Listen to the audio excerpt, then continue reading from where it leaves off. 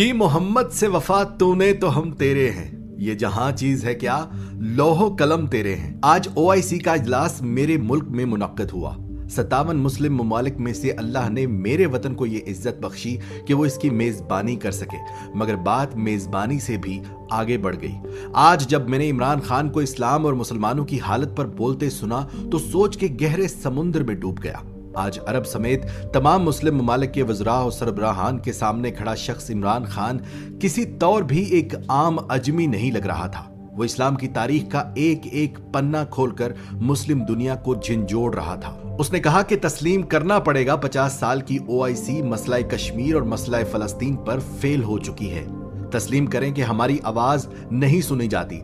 तस्लीम करना पड़ेगा कि हम मुत्तहिद नहीं हो सके। उसने एक आलमी लीडर के रूप में समझाते हुए वजह बताई कि आखिर क्यों इस्लाम को बदनाम किया गया और ये किस तरह किया गया। उसने याद दिलाया कि जब 80 की दिहाई में नबी पाक सल्लल्लाहु अलैहि वसल्लम की तौहीन पर मबनी किताब लिखी गई, तब हमारी खामोशी इसकी वजह बनी। जब मगरिब में इजहार राय की आड़ में इस्लाम का मजाक बनाया गया, तब भी हमारी खामोशी इसकी वजह बनी।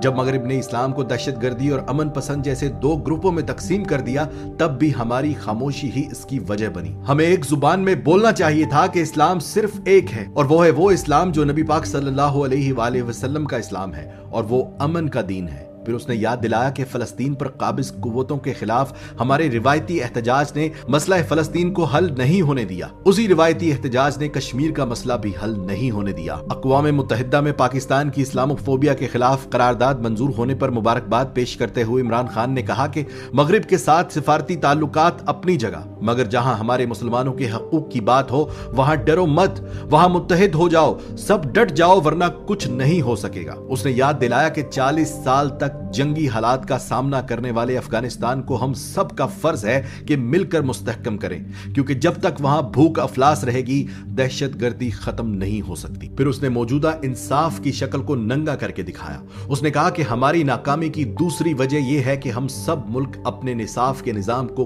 गंदा कर चुके हैं। हम ताकतवर को सजा नहीं देते और कमजोर को मुआफ नहीं करते। यह भी याद दिलाया कि इंसाफ का इस्लामी निजाम तो वो था कि जहां वक्त के खलीफा भी किसी एक यहूदी के खिलाफ मुकदमा हार गए, क्योंकि इंसाफ सबके लिए बराबर था। फिर हम सब कैसे मुसलमान हैं जो अपनी तारीख के बरक्स इंसाफ कर रहे हैं। फिर उसने इंसानी हकूक के बारे में बात की कि मेरा दीन कहता है बेटियों को जायदाद में हिस्सा दो। बदकिस्मती से मेरे मुल्क में भी 90% बेटियां विरासत में हिस्से से महरूम कर दी जाती थीं, इसलिए मुझे कानून पास करना पड़ा कि कोई बेटी जायदाद में हिस्से से महरूम न रहे। उसने यह भी याद दिलाया कि जमीन पर इंसाफ कायम करना बहुत बड़ी जिम्मेदारी है। उसने कहा कि अपने गुलामों को या तो नबी पाक सल्लल्लाहु अलैहि वसल्लम की पैरवी करते हुए आजाद कर दो, और अगर आजाद नहीं कर सकते तो अपने खानदान के फर्द बराबर इज्जत दो। उसने कश्मीर पर होते आ रहे मुजालम पर खुलकर बात की।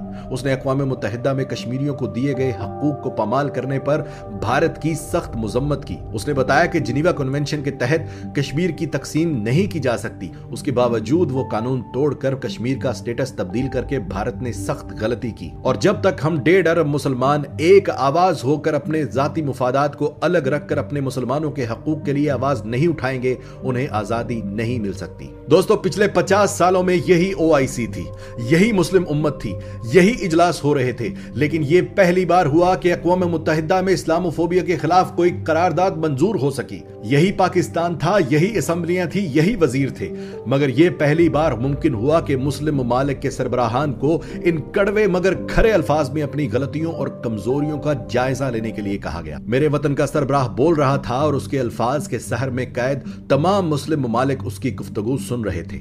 मेरा ईमान है कि इमरान खान को यह जज्बा, यह सहर अंगेज अंदाज गुफ्तगू मेरे अल्लाह की इनायत है। डॉक्टर इसरार अहमद मरहूम, जनरल हमीद गुल मरहूम, तारिक अजीज मरहूम के अल्फाज मेरे कानों में गूंज रहे हैं। उन सब का कहना था कि पाकिस्तान दुनिया में एक राज है, यह अपना किरदार अदा करने के लिए बनाया गया है। हमीद गुल फरमाते थे कि जिस दिन इस मुल्क को एक ऐसा सरबराह मिल गया जो मगरबी ताकतों की आंखों में आंखें डालकर बात करेगा, उस दिन से पाकिस्तान अपने असल मकसद की तरफ चल पड़ेगा। मुझे यह सब देख देखकर जहां खुशी हो रही है कि वो वक्त आ गया कि हम पाकिस्तानी मुसलमान दुनिया के मुसलमानों को इकट्ठा करने वाले हैं, वहां कुछ तकलीफ भी होती है कि मेरे मुल्क का वो गरीब जिसे तालीम से दूर रखा गया, जिसे सिर्फ 2 वक्त की रोटी ही जिंदगी का मकसद लगता है, वो ऐसे वक्त में गैर दानिस्ता उस शख्स इमरान खान की मुखालफत करके उसी मगरिब की ताकत बन रहे हैं जो मेरे वतन को 75 सालों से कमजोर करते आए हैं। क्योंकि वो मगरिब भी पेशेन गोइयां पड़ चुका है कि पाकिस्तान किन राजों में से राज है। वो हमें हमेशा इसीलिए तोड़ता आया है कि हम मुत्तहिद ना हो सके, क्योंकि वो जानता है कि जिस दिन हम मुत्तहिद हो गए उस दिन सब मुसलमान इकट्ठा हो जाएंगे। दुआ है कि अल्लाह पाक हम सबको अपने मुल्क का असल मकाम और मकसद समझने की तौफीक दे। हम मुत्तहिद हो जाएं, हम एक परचम तले जमा हो जाएं, सब सिर्फ और सिर्फ पाकिस्तानी बन जाए। पाकिस्तान जिंदाबाद।